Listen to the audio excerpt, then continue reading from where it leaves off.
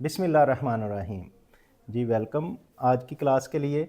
तो आज हम सेल्स टैक्स एक्ट जो पढ़ रहे थे उसमें हमने सेल्स टैक्स रिकॉर्ड की बात की थी जो सेक्शन 22 में आता है, और सेल्स टैक्स अनवाइस की बात की थी। तो आज हमारा है सेक्शन 24 रिटेंशन ऑफ रिकॉर्ड और डॉक्यूमेंट फॉर 6 ईयर। तो as per sales tax act 1990 ये ज़रूरी है हर रजिस्टर्ड पर्सन के लिए कि वो 6 साल तक अपना सारा रिकॉर्ड संभाल के रखे। ठीक है, लॉ ने उसे कह दिया कि आपने 6 साल तक अपना रिकॉर्ड संभाल के रखना है। तो इसको हम लॉ की लैंग्वेज में भी पढ़ लेते हैं। A person who is required to maintain any record और document under this act shall retain the record and document for the period of 6 year. ठीक है, 6 ईयर तक उसने अपना रिकॉर्ड संभाल के रखना है। After the end of the tax period to which such record document relates or till such further period of the final decision in any proceedings. हाँ, इसके बाद अगर 6 साल में ऐसा हो गया कि उसका ऑडिट हुआ और उस पर कोई केस बन गया, अच्छा केस बन गया और वो कोर्ट में चला गया, अगर वो कोर्ट में चला गया है तो उसका डिसीजन अभी तक नहीं आया तो फिर भी वो बाउंड है कि जब तक उसका फाइनल डिसीजन नहीं आता उस वक्त तक रिकॉर्ड को रखे। मैडम जैसे कोई बहुत सारे केसेस ज़मीनों के चल रहे होते हैं, तो अब ज़मीनों के जो केस चल रहे हैं वो जब तक उसके डिसीजन नहीं आता तो किसी वक्त भी कोई कोर्ट भी उससे मांग सकती है। तो इसी तरह till such further period of final decision of any proceedings including the proceedings for assessment, appeal, revision, reference, petition और any proceeding before the alternative dispute resolution committee is finalize. मैंने कि उसका केस असेसमेंट में case चल रहा है कि उसका ऑडिट हो रहा था, ऑफिसर असेसमेंट कर रहा है, तो वो जो हुई कंप्लीट उसके बाद वो हो सकता है अपील में चला गया हो, या अपील से फिर उसको केस वापस आया हो कि इसको रिवाइज करें, इसमें ये चीज़ नहीं है, या एक अल्टरनेटिव डिस्प्यूट रेजोल्यूशन कमेटी होती है जिसमें डिपार्टमेंट के बंदे, चैम्बर ऑफ कॉमर्स के और रजिस्टर्ड पर्सन की तरफ से वो मिल के एक कमेटी बनाते हैं कि अगर कोई ऐसा मामला है तो वो कमेटी उसको सॉल्व कर दे। तो उस वक्त तक फिर अगर फैसला नहीं आता तो उसने लंबे अरसे तक रखना है जब तक फाइनल डिसीजन आ जाता है। अगर नहीं है तो फिर 6 साल तक वो बाउंड है। 6 साल के बाद अब उसको इस चीज़ की परवाह नहीं है। ठीक है जी। तो अब हम अगर बात करें सेक्शन, ये तो हो गया रिकॉर्ड रखने की। अब 6 साल तक डिपार्टमेंट किसी भी वक्त उसका रिकॉर्ड ऑडिट कर सकता है। ऑडिट क्यों करता है? क्योंकि क्या ये सेल्स टैक्स प्रॉपर पे हो रहा है या नहीं पे हो रहा, इसको चेक करने के लिए ऑडिट किया जाता है। तो जो ऑडिट का सेक्शन है वो 25 है, section 25 of the sales tax act, जिसमें आता है audit of the sales tax affair. जितने भी सेल्स टैक्स के रिलेटेड अफेयर्स हैं उनका ऑडिट करने के लिए ये बात हो रही है। तो इसमें लॉ क्या कहता है? The commissioner on the basis of the reason to recorded in writing may direct the officers of inland revenue not below the rank of assistant commissioner to conduct the audit of the sales tax affair of any registered person and issue a notice to such registered person intimating him regarding the audit of sales tax affair। तो जो empower है वो power है commissioner की। Commissioner अगर ये समझता है, उसके सामने कोई रीज़न आई कि उन्होंने डेस्क ऑडिट किया या उन्होंने उसकी रिटर्न्स को चेक किया, क्योंकि हर महीने सेल टैक्स की रिटर्न तो आ रही होती है ना, उसमें डाटा सारा आ रहा होता है, उसमें चेक किया कि ये प्रॉपर बंदा टैक्स जमा नहीं करवा रहा है, तो उनके सामने कोई रीज़न आ गई, या वो रिफ़ंड क्लेम करने जा रहा है तो रिफ़ंड प्रॉपर नहीं है, उसका कोई रीज़न आ गई, तो वो डायरेक्ट करेगा अपने, क्योंकि कमिश्नर के नीचे एक एडिशनल कमिश्नर होता है, उसके नीचे डिप्टी कमिश्नर है और उसके नीचे असिस्टेंट कमिश्नर है, अपने किसी भी ऑफिसर को, उसमें एडिशनल कमिश्नर हो सकता है, डिप्टी कमिश्नर हो सकता है, असिस्टेंट कमिश्नर, लेकिन असिस्टेंट कमिश्नर से बिलो कोई रैंक नहीं होगा, कि वो उसको कहेगा कि आप इस रजिस्टर्ड पर्सन का ऑडिट करें, और इससे इंटीमेट भी करेगा रजिस्टर्ड पर्सन को आपका ये ऑफिसर ऑडिट करेगा। ठीक है, तो ये बाई लॉ। अगर अब क्या होता था, कभी ऐसा होता है कि असिस्टेंट कमिश्नर खुद ऑडिट का नोटिस डाल देता है, तो असिस्टेंट कमिश्नर जो है वो ऑडिट का नोटिस नहीं डाल सकता, कोई एक इंक्वायरी स्पेसिफिक पॉइंट पे कर सकता है लेकिन नोटिस नहीं डाल सकता जब तक कि कमिश्नर उसको अलाउ ना करे। तो इस पॉइंट पे भी कोर्ट पे केस के एडिशनल कमिश्नर ने किया, तो उन्होंने कहा जी कमिश्नर ने तो आपको अलाउ नहीं किया, असल पावर तो कमिश्नर्स की हैं, तो इसलिए भी कोर्ट में चले गए और केस उड़ गए और इस तरह से है। अच्छा, इसकी एक्सप्लेनेशन भी उन्होंने कर दी, कोई बहुत सारे डाउट थे इसमें जिस पे कोर्ट केसेस चलते थे। एक्सप्लेनेशन क्या है जी? For the removal of doubt it is declare that the power of the commissioner to direct conduct of audit and to issue a notice under this sub section are independent of the power of the board under section 72B। तो कहते हैं जी commissioner की जो power है वो 72B से एक अलहदा पावर है। अब 72B क्या है उसका मैं कंसेप्ट आपको समझा दूं, फिर आपको ये पता लगेगा। 72B जो सेक्शन है सेल्स टैक्स एक्ट 1990 का, उसके मुताबिक ये है कि federal board of revenue select करेगा ऑडिट। मतलब उसमें वो उनकी कुरानंदाजी होगी, जिसकी सिलेक्शन होगी ऑडिट में, वो बोर्ड उसको ऑडिट में सिलेक्ट कर लेगा और फिर उसका ऑडिट करवाया जाएगा। अब इस पे भी केसेस बन गए, इसमें भी एम्बिग्युइटी आ जाती थी जी। ये जी 72B तो कहता है कि बोर्ड करेगा सिलेक्ट ऑडिट। अब बोर्ड कहता है तो फिर आप सेक्शन 25 में आप क्यों कर रहे हैं? तो इस चीज़ की उन्होंने एक्सप्लेनेशन दी है कि वो बोर्ड की अलहदा से पावर है, कमिश्नर की अलहदा से पावर है। कमिश्नर 25 के तहत करता है, उसका उससे कोई तल्लक नहीं है। वो बोर्ड 72B के तहत ऑडिट सेलेक्ट करता है और कमिश्नर जो है वो सेक्शन 25 के तहत ऑडिट करता है। And nothing contain in section 72B restrict the power of the commissioner के कमिश्नर की पावर को रिस्ट्रिक्ट नहीं करते to direct conduct audit and issue a notice under sub section के उसको नोटिस इशू करे। ये तो था सेक्शन सब सेक्शन 1 सेक्शन 25 का। अब सब सेक्शन 2, यहाँ तक क्लियर है हर चीज़ बात? हाँ जी। तो अगर हम बात करें सब सेक्शन 2 की, the commissioner shall communicate the reason referred in sub section 1, कि हमने कहा था कि उसके पास कोई रीज़न होनी चाहिए कि क्यों ऑडिट कर जाए, तो वो कम्युनिकेट करेगा reason to the registered person whose audit is to be conducted through the notice under sub section 1, कि जिसका ऑडिट करना है तो कमिश्नर जो है वो कम्युनिकेट करेगा कि इस रीज़न की वजह से आपका ऑडिट होने जा रहा है। ठीक है, और साथ उसमें अपॉइंट कर देगा कि फलां असिस्टेंट कमिश्नर, डिप्टी कमिश्नर या एडिशनल कमिश्नर आपका ऑडिट करेगा। कोई रीज़न नहीं है, बस हमने आपको ऑडिट करना तो नहीं, उसमें लॉ ने कह दिया कि कोई रीज़न होनी चाहिए, रीज़न बिलीव करे, तो उसमें वो कोई फिर ढूंढ लेते हैं कि कहीं स्टॉक की वैल्यू आ गई। जब ऑडिट करते हैं, डेस्क ऑडिट करते हैं, तो कुछ ना कुछ निकल ही आता है उसमें ना, तो उसके लिए हो जाते हैं। तो इसकी एक्सप्लेनेशन के लिए क्या दी है? For the removal of doubt it is declared that the commissioner may not provide an opportunity of hearing before issuance of notice under sub section 1।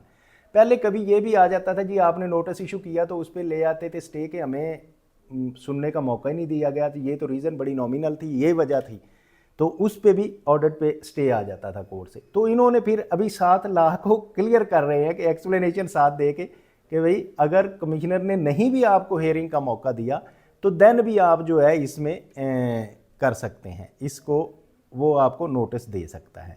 मेरा ख्याल है आप समझ रहे होंगे सारी चीज़ें अच्छी तरह।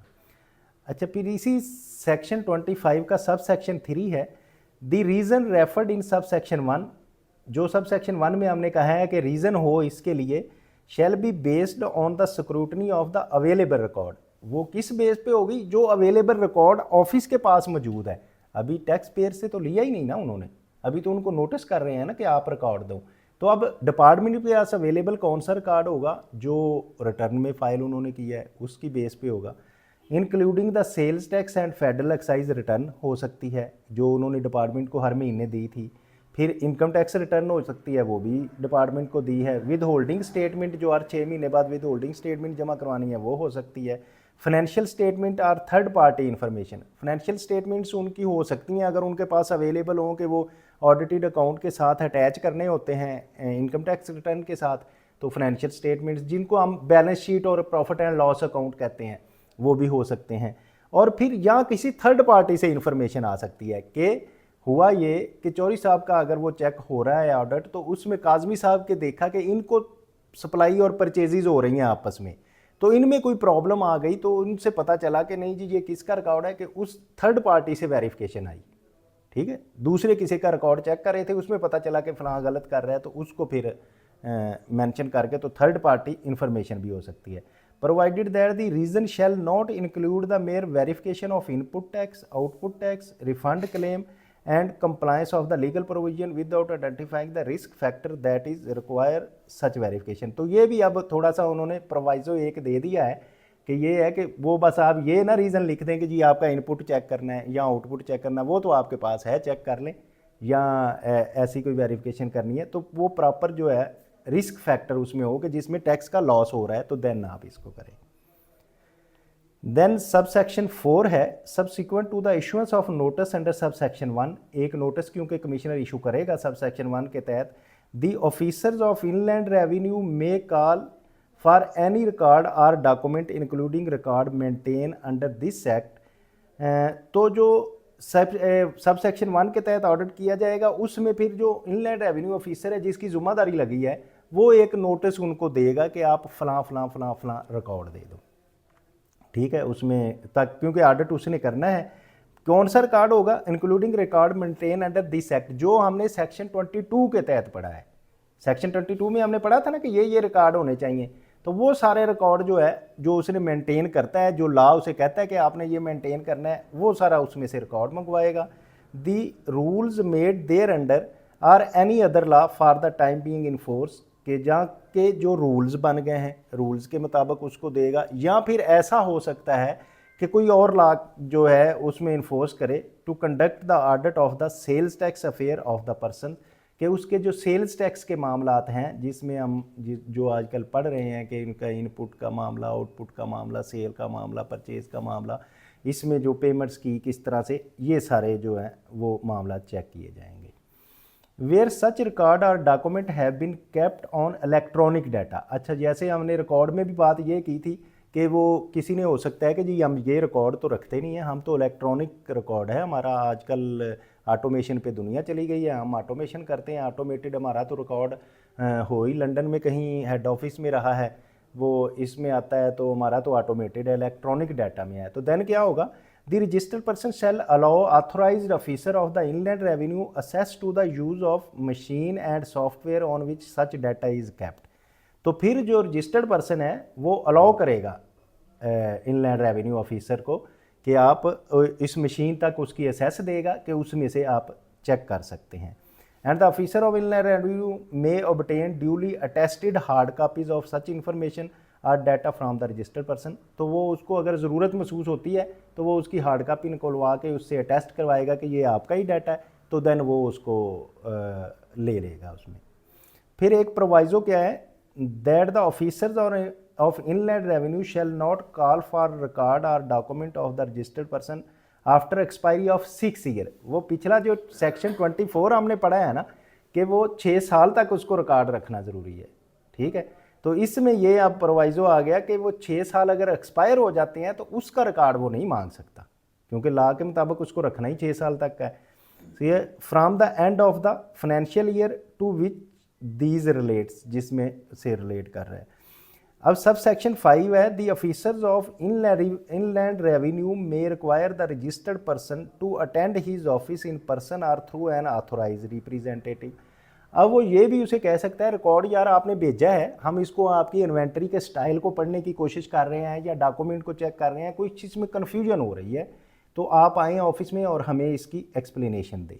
या आप खुद नहीं समझते तो आपका वकील इस बात को समझता है, ऑथोराइज रिप्रेजेंटेटिव उसका जो कंसल्टेंट होगा, वकील होगा या ऑथोराइज रिप्रेजेंटेटिव होगा, अकाउंटेंट होगा, जो भी जिसको भी वो अथॉरिटी दे वो जाएगा। वो मोस्टली कंसल्टेंट है जो आप बनेंगे और इसको आप फिर चेक किया करेंगे कि वो ऑफिस में आके इसकी एक्सप्लेनेशन दे।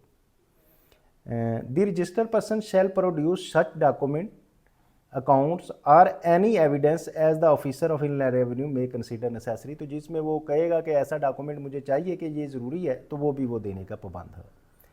सब सेक्शन 6 है, the officer of inland revenue not below the rank of assistant commissioner may conduct or cause to be conduct such inquiry and obtain such information from any third parties as he consider appropriate।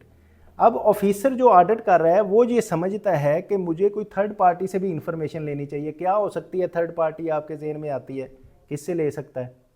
उसके जो vendors हैं, tax payers के bankers हैं, vendor से ले सकता है, उसके बैंकर से ले सकता है, उसके रिलेटेड जो एम्प्लॉइज़ हैं उनसे ले सकता है, सप्लायर से ले सकता है।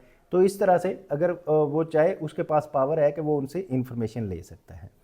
Sub section 7 the officer of inland revenue not below the rank of assistant commissioner shall conduct the audit. तो अब ये है कि जो ऑफिसर है, अगर इनलैंड रेवेन्यू ऑफिसर का आया है जो कि असिस्टेंट कमिश्नर से बिलो द रैंक है, तो वो आपको नोटिस आता है तो वो इलीगल होगा, क्योंकि लॉ ये कह रहा है कि not below the rank of assistant commissioner shall conduct audit of the sales tax affair to verify the correctness. क्या उसने वेरीफाई करना है कि उसमें ये करेक्टनेस है, और otherwise of the declared tax liability, output tax, input tax, claimed tax, paid, refund, claim, stock consume, ये हमने पढ़े हैं सारे। Output, input tax, tax claim उसने जो किया है या कोई रिफंड क्लेम कर रहा है, or the stock consumed or available for the ascertaining the compliance of otherwise the provision of this act, या कि उसके स्टॉक्स भी हो सकते हैं जो उसने कंजम्पशन की है उसकी बात हो सकती है, कि जो भी कंप्लायंस इस लॉ के तहत आती है, जो भी चीज़ें आती हैं वो सारे वो चेक कर सकता है।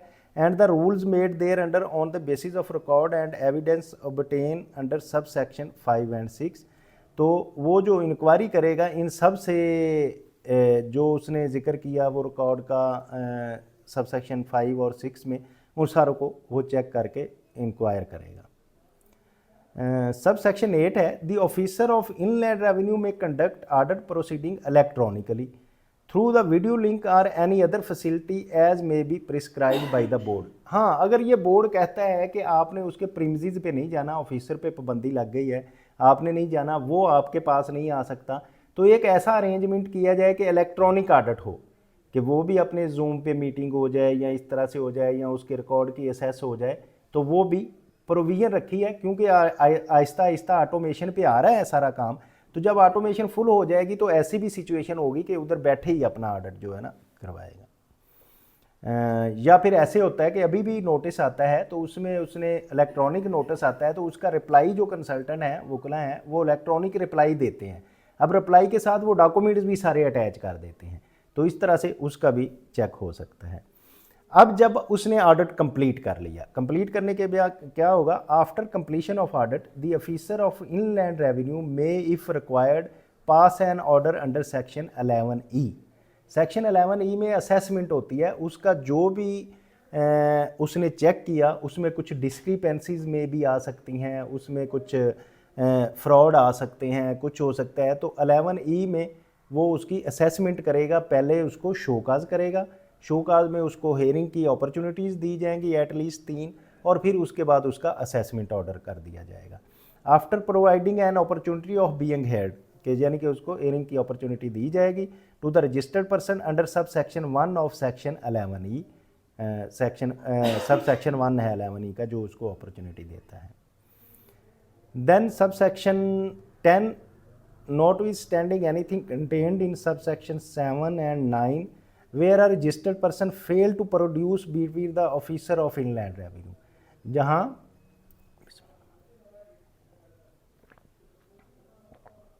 रिकॉर्ड नहीं देता, रजिस्टर्ड पर्सन जो है वो रिकॉर्ड के लिए नोटिस आया, उन्होंने रिकॉर्ड प्रोवाइड ही नहीं किया, नहीं करते भाई, भेजते रहो नोटिस, तो फिर क्या होगा,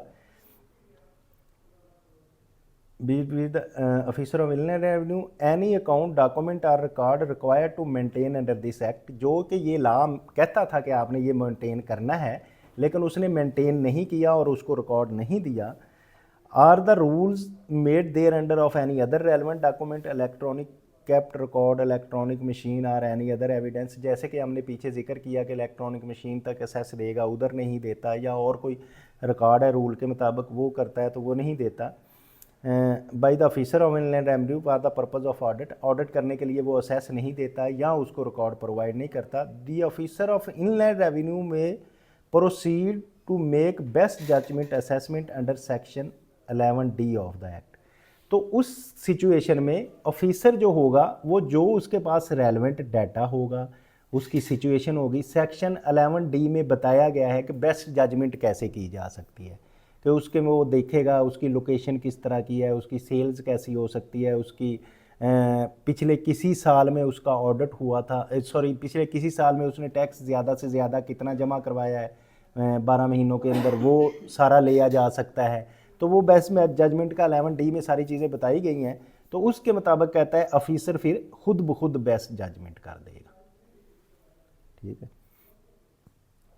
तो सब सेक्शन 11 है, notwithstanding the penalties prescribed in section 33 if the registered person wishes to deposit the amount of tax short paid.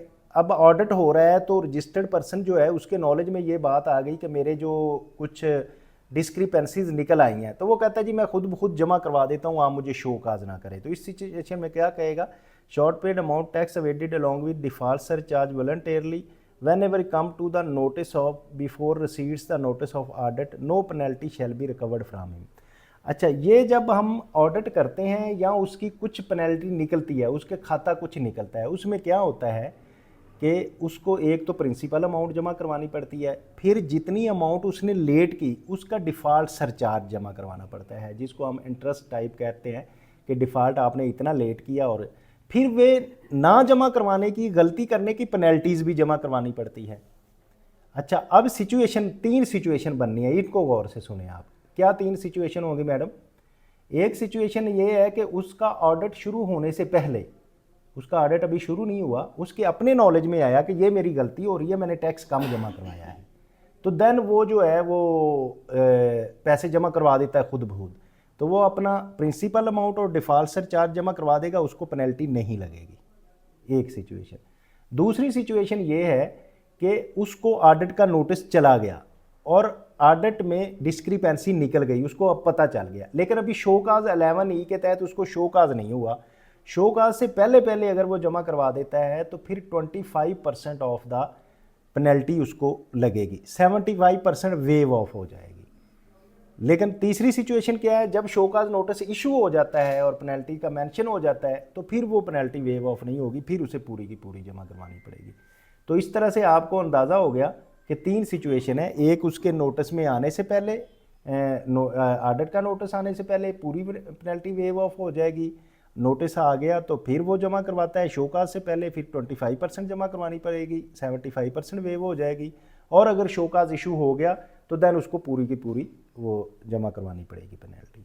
तो ये पहली बात तो हमने कर ली। दूसरी ये है कि provided that if registered person wishes to deposit the amount of tax short paid और amount of tax evaded along with default surcharge during the audit, जो दूसरी बात मैंने की है, or that any time before issuance of show cause notice, यानी कि show cause notice से पहले अगर करवाएगा under section 11E he may deposit the awaited amount of tax default charge under section 34 of the and 25% of the penalty payable under section 33। 33 section जो है ये penalties का है, तो वो 25% उसकी पेनल्टी जमा करवाएगा।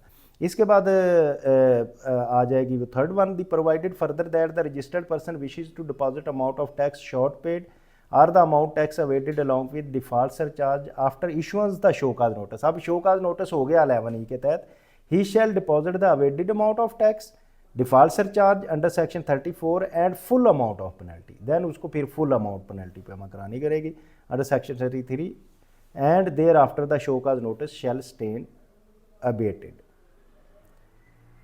ले जी, ये आगे है सेल्स टैक्स रिटर्न का। सेल्स टैक्स रिटर्न का जो क्योंकि काफ़ी लंबा ला है, पहले हम उसका ला पढ़ना है, फिर सेल टैक्स रिटर्न किस तरह से बनती है, रिटर्न के सारे चाहते हैं, तो मैं चाहता हूँ कि उसको उसके साथ ही मिला के पढ़ेंगे। तो आज आपने ऑडिट का बातें सुनी कि ऑडिट किस तरह है, ला क्या कहता है कि जी कमिश्नर की पावर है ऑडिट करने की। कमिश्नर जो है वो फील करेगा कि इसमें कोई डिस्क्रिपेंसी है तो फिर वो उसको कम्युनिकेट करेगा, कम्युनिकेट करने के बाद वो एक ऑफिसर की ड्यूटी लगवाएगा, ऑफिसर जो है वो उसको रिकॉर्ड के लिए कहेगा, रिकॉर्ड जब आएगा तो उसका ऑडिट करेगा। रिकॉर्ड मैनुअल भी हो सकता है, रिकॉर्ड जो ऑटो इलेक्ट्रॉनिक रिकॉर्ड भी हो सकता है। फिर उस सारे रिकॉर्ड को चेक करने के बाद उसकी डिस्क्रिपेंसीज का उसको शोकाज नोटिस करेगा। अगर वो कोई शोकाज होने से पहले टैक्स पेयर को पता चल जाता है तो वो अपनी पेनल्टी जो है वो उसको नहीं लगेगी। अगर ड्यूरिंग द ऑडिट पता चलता है तो फिर उसको 25% पेनल्टी देनी पड़ेगी। अगर शोकाज नोटिस इशू हो जाता है तो देन उसको 100% पेनल्टी देनी पड़ेगी। तो उम्मीद है कि आप ऑडिट की सारी सिचुएशन समझ गए हैं, लेकिन फिर भी अगर कोई क्वेश्चन है तो बताएं आप। लें जी, थैंक यू वेरी मच। तो आप लोग जो इसका रिकॉर्डेड लेक्चर है वो इंस्टीट्यूट ऑफ टैक्स प्रोफेशनल्स के यूट्यूब चैनल पे अपलोड हो जाएगा। अगर आप फील कर रहे हैं कि आपको अच्छी तरह समझ आ रही है और दूसरों को भी समझाना चाह रहे हैं तो फिर इसको लाइक करें, शेयर करें, सब्सक्राइब करें। और अगर फील कर रहे हैं कि कोई प्रॉब्लम आ रही है तो आप कमेंट बॉक्स में कमेंट करें, हम उसका प्रॉपर रिप्लाई देंगे। Thank you very much.